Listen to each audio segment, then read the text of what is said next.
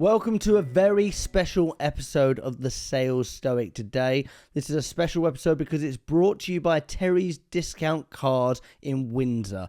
If you're looking for a discount car under the value of, say, £4,937, go down to Terry's Discount Cars in Windsor and you'll be able to find a discount car from Terry in Windsor. Do the theme tune? Terry's Discount Cars. Shake it off. The 17th of April. Do away with the opinion I am harmed, and the harm is cast away too. Do away with being harmed, and harm disappears. Guess? Marcus Aurelius. Meditations 4.7. You might have looked at this. So shaking it off. Taylor Swift said it best when she said, shake it off. She said, hey, you're in Ukraine, your family have just been bombed, and you've got no place to work, and there's no hope. Shake it off. So this one is making me think about how do we get back into it, okay? And sometimes I see with salespeople, what they'll do is they'll be dialing, something will happen, the headset comes off, they're going over to the team leader, they're having a conversation, they're worrying about what do I do, how do I handle this? There are times to kind of recoup and prepare, but sometimes actually staying in that flow state of, okay, on to the next one. I know that I've got this call flagged now. I can come back to it, but I'm just going to move on because I don't want to slow down. I want to keep that momentum more, right? And just keep moving through it.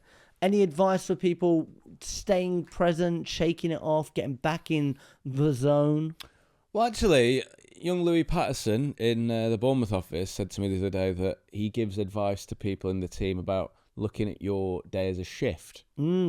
And he said he gave some advice to Rocco in your office about this, of don't look at it as one big scary day. Look at it as like little shifts throughout the day. So I've got the first 2 hours, the shift there. That's going to take me to, say, lunchtime or there or thereabouts. And in that, I'm going to try and achieve this thing. I'm going to try and get through like all my callbacks. So there's like little shifts throughout the day, rather than just thinking I've got this never-ending marathon to run every day, looking at it like that. And I know on the more extreme end, I would do things like I'm going to get myself my morning coffee after I've booked a meeting. Yeah.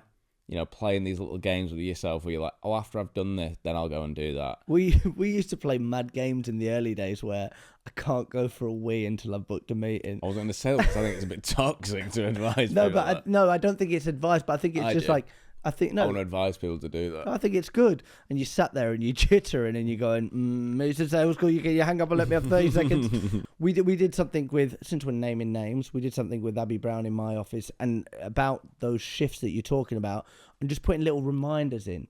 Because I think reminders are great. Like, we set ourselves up for success. So every couple of hours you get a reminder saying, are you present? Are you locked in? Are you in the moment? Are you asking the right questions? And was she? She was. It gets you back to a place where you go, right, now I'm in it. Because you can look at the day, if the first 2 hours don't go your way, it can feel like a failure. But one thing that we do with our team is working out the numbers, okay? The magic of math, we call it. And actually, typically, based on dials, connects, conversations, it probably works out, everyone's different, but you need about 16 to 23 conversations over the space of a couple of minutes before you book a meeting, okay? So you know that you need between 16 and 23 conversations, but then you've had 3 conversations by 10:30 and you're disappointed that you haven't booked. Yeah. The stats don't stat.